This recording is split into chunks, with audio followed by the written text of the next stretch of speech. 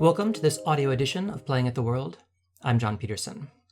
Every Dungeons & Dragons fan knows about the 1980s Saturday morning cartoon show based on D&D, and many have probably heard about the failed attempts to make a D&D feature film around the same time. But it's less commonly known that at the height of the D&D fad, TSR tried to develop a syndicated radio show to promote D&D. This only left a few traces in the historical record. For example, Gary Gygax alluded to it in the May 1982 issue of Random Events, an internal newsletter for TSR employees. Had this plan come to fruition, TSR would have produced a season of weekly hour-long installments following an ongoing campaign with a dungeon master and 4 adventurers. Unlike the format of the cartoon or the planned movie, the radio show would have transpired just like a game of D&D, in a verbal dialogue between the dungeon master and the players. In a way, this would have anticipated popular shows of today like Critical Role or Acquisitions Incorporated. Sadly, though, the plan didn't work out. However, TSR did succeed in producing a pilot for the radio show. As the pilot was never broadcasted or even announced, and since it's been lost for decades, it has pretty much entirely eluded the notice of posterity, until now. We're going to listen to a few excerpts today. Listening to these, you can't help but imagine an alternative history where recorded play sessions became a major part of 1980s D&D fan culture. Now, to my knowledge, this pilot survives only as an audio cassette, which was not a medium designed to last for decades. The sound quality can be rough, but bear with it. It's worth it.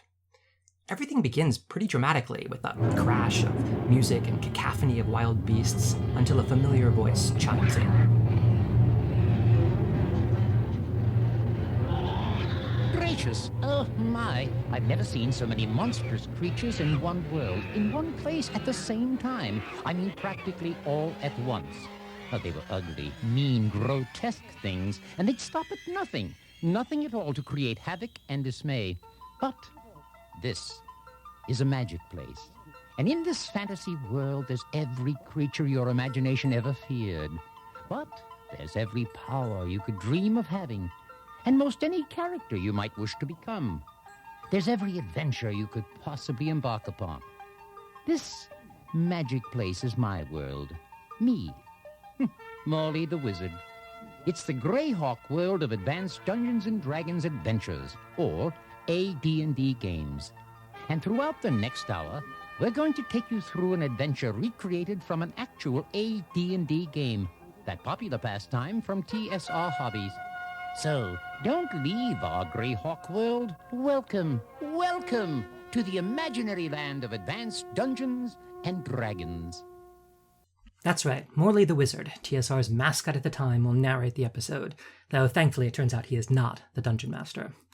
When Morley was first introduced in the famous radio spots advertising the 1979 Gen Con, he was then voiced by Joel Sebastian, a Chicago Top 40 DJ.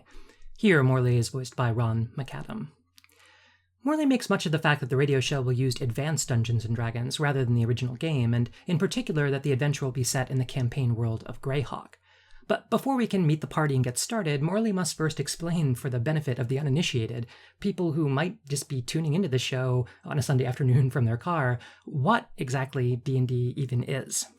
He has only a little over 3 minutes for this pitch, so it's not an enviable task. He needs to rapidly cover the fundamental interaction of players with the Dungeon Master, explain how dice are used in play, give an overview of character races, classes, and attributes.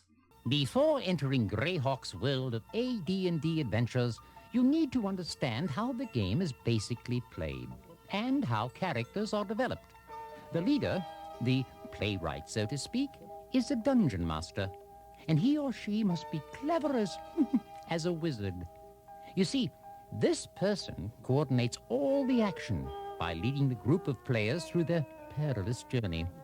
This one individual, the Dungeon Master, uses a scenario he created, or a scenario from any one of many pre-packaged modules.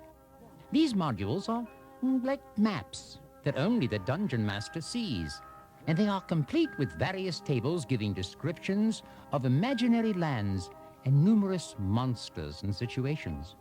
Picture what I mean? Most of the time, the Dungeon Master has to rely on these dice, special dragon dice. They are coordinated with tables in the modules, and they often decide the results of many situations, including combat and encounters. What the wizardly Dungeon Master does is describes the physical territory his party of players encounter. And then he must play the part of every person or creature they find. And then he allows the players to choose their course of action. But even though the Dungeon Master knows the land and monsters, not even he knows what his players will do, because that is left up to the player's imagination and how they become one with their characters while playing the game. And what a bunch of characters indeed! Each player can become a human, an elf, dwarf, gnome, or others, and become a fighting man, magic user, cleric, or thief, or any one of any number of characters. Now, once the player makes a choice, his character's personality and strengths and weaknesses are determined by rolling of the dice, while the Dungeon Master watches.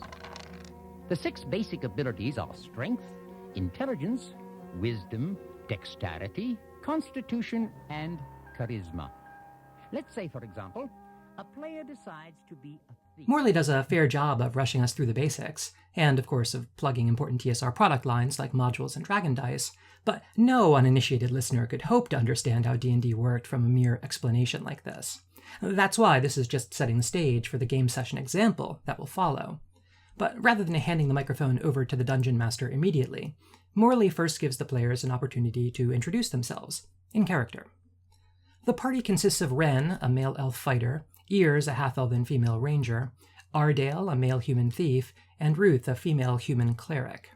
It is notable for an era when, on average, gaming was not as gender-balanced as it is today, that the party is evenly split along gender lines. Each of the characters has a distinct personality, and the party dynamic is on display as they interject into one another's autobiographical sketches. Hi, I'm Lovable Rin.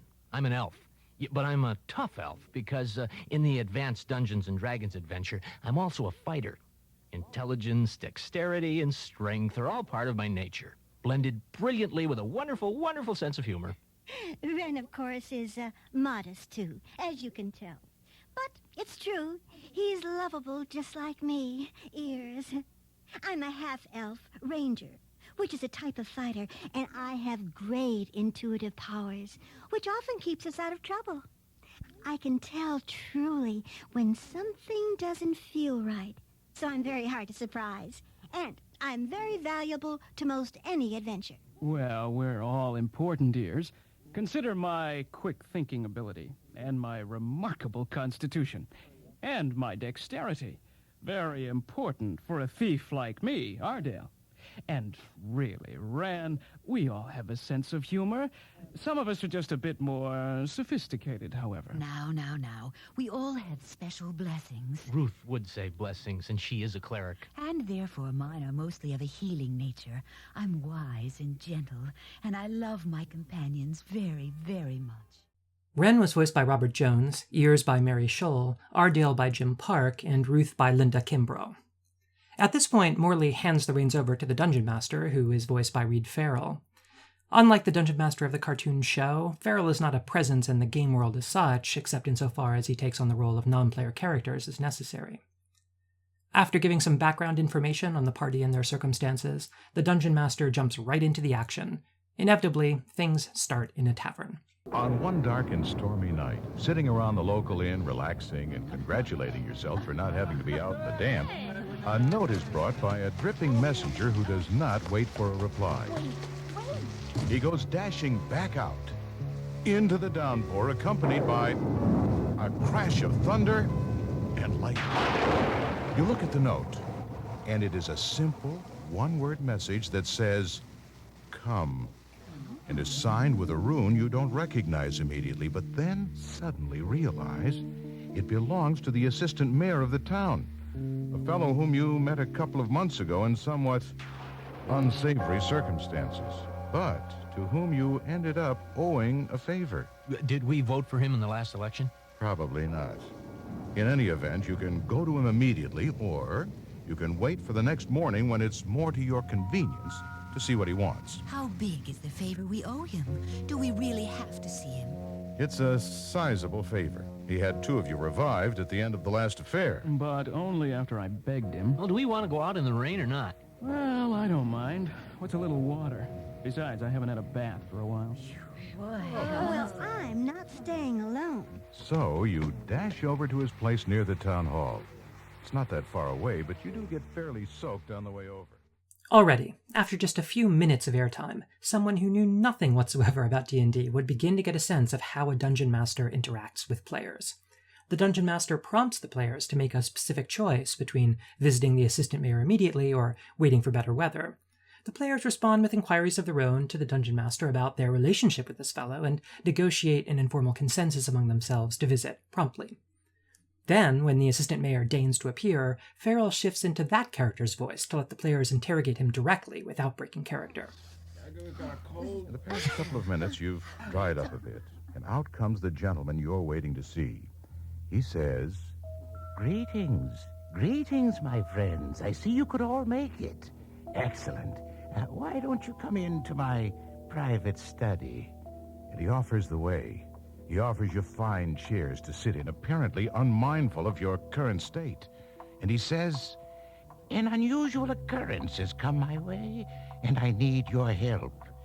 There is a friend of mine that I left somewhere due to unfortunate circumstance when we were off adventuring a couple of years back. 2 years? Well, I have not had occasion really to think of him since, so his plight somehow passed from my memory. Recently, though, events have come to light which require his assistance. I can give you directions to the place where he is currently, and also equip you in ways to free him and bring him back. Quincy, will that be quits then? Will we have paid our debt to you? Well, if you insist. It's always good to shake on it. But can I ask a few questions? Oh, surely. On what relations did you and your old friend part company? Well, it was rather unexpected on his part. I see. Would he be only too happy to return and join forces with you? Oh, I'm sure. If he were aware of the problem. What should we tell him beckons? Well, I'll give you a message for him. I'll jot it down. Now, I'll tell you the story and give you a map and a powerful, magical scroll. Quincy, the assistant mayor, thus serves as the shifty quest giver who sets the action in motion. It is a fetch quest, and clearly one in which the party is missing some crucial information. Judging from the format of the show and the nature of the dialogue between the referee and the players, it seems likely that the action does follow actual gameplay, which was recorded, edited into radio-friendly excerpts, and then reenacted by the cast of the show. All that we are really shown are a few curated segments of a session, though in them we can usually identify authentic moments that surely originated in live play. Since TSR developed this pilot for commercial radio, it has bumps to frame commercial breaks. Morley uses these bumps to summarize the current action, and sometimes also to inform us of events that were cut from the script to condense the story down to a single hour.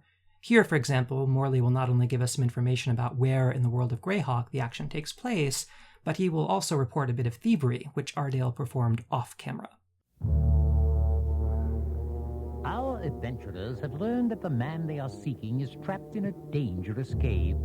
The mysterious gentleman has been rather vague about events responsible for his friend's entrapment. He did say, however, that they had battled strange creatures at the top of one of the mountains in the chain leading up to North Ending. The group discovers that the dangerous caves are actually in one peak called Vulture's Spike, deriving its name from circling vultures. Our characters agree to take on the assignment as long as they are freed from their debt to this gentleman. He equips them with a map and a powerful magic scroll. They shake hands on it, and our light-fingered thief, Ardale, does so quite eagerly, cleverly slipping an official signet ring from the gentleman's finger. After a good night's sleep at the inn, our group prepares for the 3 or 4 day trip. The dungeon master has just rolled the dice to determine what adventure lies ahead for Wren, Ears, Ruth, and Ardale. You sight trees nearby where you're riding along, and there appears to be some spider webbing in their branches. It's well ahead, though. Spider silk sells high in the market. Ooh, but I hate bugs. Well, there doesn't appear to be any danger, though. I see no sign of those fuzzy little creatures, and spider silk does sell high in the market. Shall we avoid it? Avoid it. Aw, you guys are no fun. Do you avoid the spidery nest? Yeah, at all costs. So, you cut off into the woods and circle. Hold it. Wait a minute, guys. Now watch out for this. This could be just a trap to lead us off the main path to another trap that's hidden. Here, someone who had never played Dungeons & Dragons before would learn that you need to be careful how you explain your actions to the Dungeon Master. If you want to avoid something, that means cutting a wide berth around it, which could lead to encountering something you want to avoid even more. In this case, though, the party proceeds without incident until the third night, when they have their first encounter with a pack of sturges. Your horses are progressing upwards, and you're keeping your heads down against the driving rain. Not me. I'm looking proudly on. It's part of my nature. Suddenly, there is an odd, bat-like bird sitting on Ear's horse's rump. Oh, no! I swapped the thing with the flat of my sword. Sure enough, there are more in the air. Let us gallop forward if we dare. I will pull my cloak tight about me and ride and spur my horse on. Ruth, what's the matter with your horse? It seems he doesn't want to respond. Your horse, Ruth, is jumping a bit, and you find it hard to hold on, even with your tremendous dexterity. I will ride around back instead of trying to control this beast and help my friend by swatting the ugly scourge with my warhammer. These are blood-sucking creatures, aren't they? Can I use my magic sword and let it flame? Can I swing it around without hitting anyone? Yes. So the ranger says... Flame on! And suddenly the area is lit by the flaming light, and in the light of the sword and the driving rain, you see indeed there are 5 of these strange bat-winged birds. The flame doesn't scare them. Not yet. The battle continues until the rain stops and the field is rather quiet. After the battle, our group is left with 5 live sleeping sturges because of the spell cast by Ren. Ren slays 4 of them, leaving 1 alive. Since Ren casts a sleep spell, we should probably understand that he's an elven dual-classed fighter magic user. It is in the aftermath of the battle, though, and in the fate of the final living sturge in particular, that we see hallmarks of actual play that seem genuinely unmistakable. Only a player character would try to do what happens next. I have an idea, friends. We're given this message for the mayor's friend, but it seems we're going through all of this turmoil without knowing for sure what this message says, or that it isn't a trap of sorts. Now, I just happened to acquire a certain official signet ring, which will allow us to replace the seal on the letter. Don't you think it would be to our advantage to open up this letter and peruse it? That's very clever. Do it without a second thought. While they're doing that, I am quickly and meticulously, as is always my way, moving to put a muzzle on this sturge. With what? Leather thongs for my pack, quickly and meticulously. So, you tie up the beak of this sturge, while dramatically the note gets cut, opened up, and the cleric seems to be laughing. While most of the party has a sensible plan, Ren goes off on his own with a less considered idea in mind. The rest of the party cannot help but wonder what Ren intends. Let's quickly and meticulously proceed on. Well, what are we going to do with this trapped scourge, for heaven's sake? Oh, carry it for a while. I will try to tame it. On that note, the sturge wakes up. Isn't it supposed to sleep for 8 hours? Well, I guess it wasn't. Oh, yes! Now what are you going to do with that thing? I mean, where are you going to put it? I'm going to hold it for a while as I ride on my horse, meticulously and carefully. So all of you proceed for an hour or two, and twilight turns to dark. Is it nighttime? That's what usually happens when it gets dark. And you set up camp once again for the night, very cautiously. Are we out of the trees? You're out of the trees. Oh, yay, no more trees. In fact, within a mere hour or two of travel, if you wish to do it at night in this rugged terrain, which I doubt, is the very peak which you seek. Not me. I don't want to travel any more today. In fact, I don't want to travel anywhere with that blasted bird. I don't like that bird. So you set up for the night. Do you wish to take any specific action regarding the release of that bird? Well, I mean, I think I just want to kill that bird. Well, I'd keep an eye on the bird to make you feel easier about it, Ears, but I'm afraid I'll be consumed in my prayers. Well, the bird is not a vastly entertaining show, either. Otherwise, I'd be glad to do it. I just don't have the strength in me. Doesn't anyone like my bird? Oh, we just have more important things to do, Red. Like sleep, for example. But we will take turns keeping watch. Let's worry about what to do with that bird tomorrow, though. It's your idea about that thing, Ren, so you watch it first. So in great need of sleep, our party takes turns alternating between sleep and watch duty, with the final leg of their journey before them. Throughout the next day, all goes along quietly until nightfall. What? Heavens, do something! Move! Red ears! Ren, this was your idea, keeping that thing. Do something! An oversight for sure. Yeah, let me think of something ridiculously careful. There isn't time, Ren. I'll use my sword. This time without the flame. Aha! I clipped one! Swing, Ren, you cannot fail! Look at that! Another one! Sliced neatly in half. Ren, use a first level spell. Think for a moment and give it your best shot. I'm trying. Trying again. Yes. I'll try another sleep spell. Oh, no. Does that mean you're still gonna keep one of them alive again? Oh, good gravy, Ren. Sleep. And so, once again, our party of brave, clever characters are ready to fall asleep. However, none of them sleep too comfortably. They're all keeping an eye on this bird Ren seems attached to. You might say that every great party needs someone whose outlandish ideas keep things interesting. Ren's quick and meticulous attempts to tame a sturge earn him the rebuke of his fellow characters, but also drive the action of the adventure. And his antics add a lot of authenticity to play. They show the uninitiated how things might actually unfold in a real D&D party. But we can hear credible gameplay in all sorts of details here. There's authenticity in the snarky way that the Dungeon Master explains to a player how night has usually fallen when it gets dark, or in the leading tone in which he asks Ears if there's any specific action she'd like to take regarding the release of the Sturge before she goes to bed. All in all, polished play sessions like this would have to be the most effective ambassador for D&D, much more so than the cartoon show or a loosely connected feature film. Radio played to the strengths of D&D. All it delivered was a conversation between the participants, but that conversation is the beating heart of a tabletop RPG. Well, and radio supplies a sound effects library, which doesn't add much. It is really unclear why sturges sound like cavorting apes, but the background noise doesn't muddle the message. Unfortunately, it was an idea ahead of its time, back in the early 1980s. When I inquired with Frank Menser, the author of Redbox D&D and a major player in TSR at the time, he remembered recording this pilot on Ohio Street in Chicago and personally doing a lot of last-minute edits to get it into shape. But it would be decades before that work could be rewarded with an appreciative audience. Now, in the era of YouTube and Twitch, it's hard for us to remember a time when game spectatorship would have seemed such an uncertain proposition. The adventures of Ren, Ears, Ardale, and Ruth continue in the pilot, though the sound quality is decidedly worse as it goes on. But these snippets are enough to give a sense of what might have been.